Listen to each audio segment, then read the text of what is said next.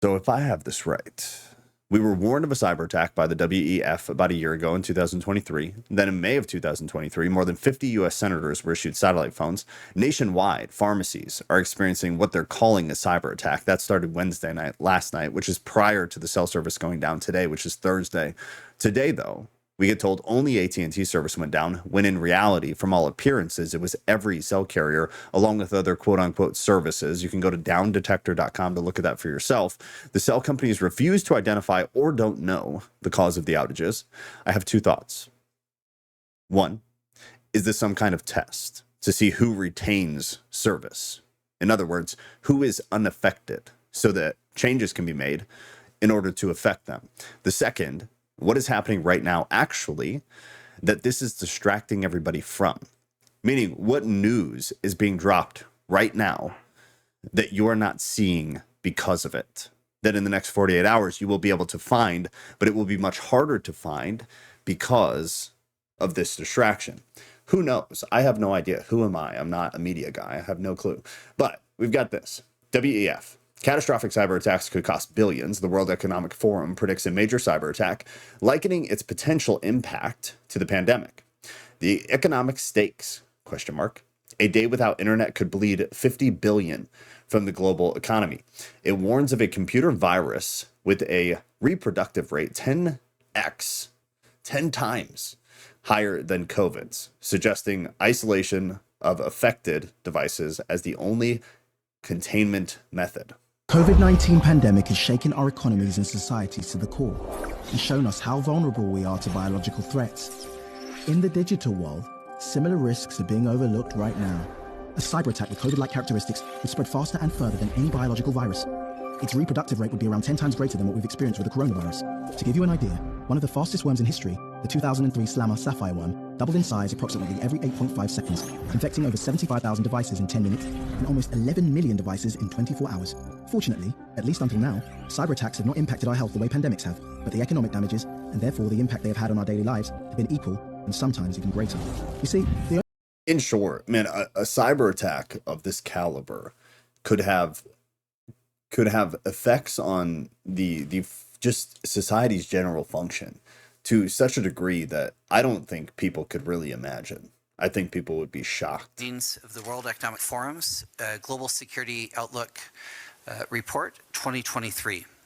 This is a result of research in collaboration with the forum's communities and our partner Accenture, in which we've interviewed and sought input from over 300 executives globally. There's a few headlines that are worth sharing and pointing out that emerged from this research. First, it's around geopolitics. The most striking finding that we found is that 93% of cyber leaders and 86% of cyber business leaders believe that the geopolitical instability makes a catastrophic cyber event likely in the next 2 years. This far exceeds anything that we've seen in previous surveys. The point is, they've been talking about it. There were Mario Nawfal breaking nationwide pharmacies impacted by cyber attack. Pharmacies across the U.S. face prescription order delays following a cyber attack. A key healthcare tech firm that processes prescriptions. The company detected the cybersecurity issue on Wednesday, promptly disconnecting systems to protect data.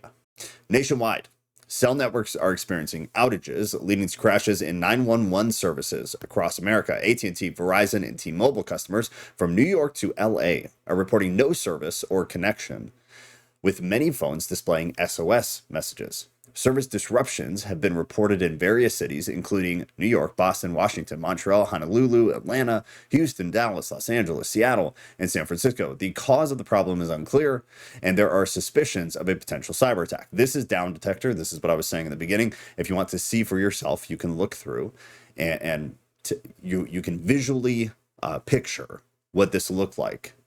And what the scale was, because it was bigger than AT&T. Then I saw this. So the mainstream media seems to be saying that it's a solar flare, at least in some reports. Meanwhile, in America, massive phone outages and now pharmacies are claiming to be victim of a cyber attack. Lying MSM, mainstream media, are blaming a solar flare. Remember last year, they gave politicians satellite phones? The WEF-sponsored blackout is coming. It may be a result of space weather. Okay, I'm going to do my best to explain what's going on. Let's go ahead and take a look. So there was a strong solar flare event that happened just after midnight, and they actually captured an image of it right here, okay? I had to look up this scale. Who knows? Who knows? What we do know is Senate issued at least 50 satellite phones as a security measure. And more than 50 senators have accepted satellite phones for emergency communications as part of the growing effort to beef up security for lawmakers in the wake of Jan 6th attacks on the U.S. Capitol. The phones were offered to all senators, and at least half of the chambers accepted, according to the CBS News, which cited people familiar with the program. So who knows? Who knows? I'm not making any claims whatsoever. I would not be the one to know. This is more or less just so you have kind of a broad picture of what is being said, what people are talking about, and what happened today. I am of the opinion mostly that something else will drop within the next 48 hours. Something will drop today, news-wise, but you won't really know about it for a couple of days at best. And most people won't know about it probably at all. This seems to be what happens a lot of the time when stuff like this happens. Even if it wasn't intentional, they'll use this as means to let something go, let something out, make something public that wasn't prior when everybody is distracted with something else. So I'm not saying it's malicious, like the cell towers or the cell services were down to be able to push this news, more or less, possibly.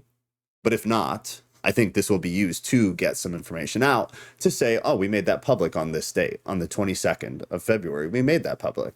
Yeah, when everybody was pretty concerned about cyber attacks and their cell phones not working. Who knows? Stay safe, stay informed. I love you guys.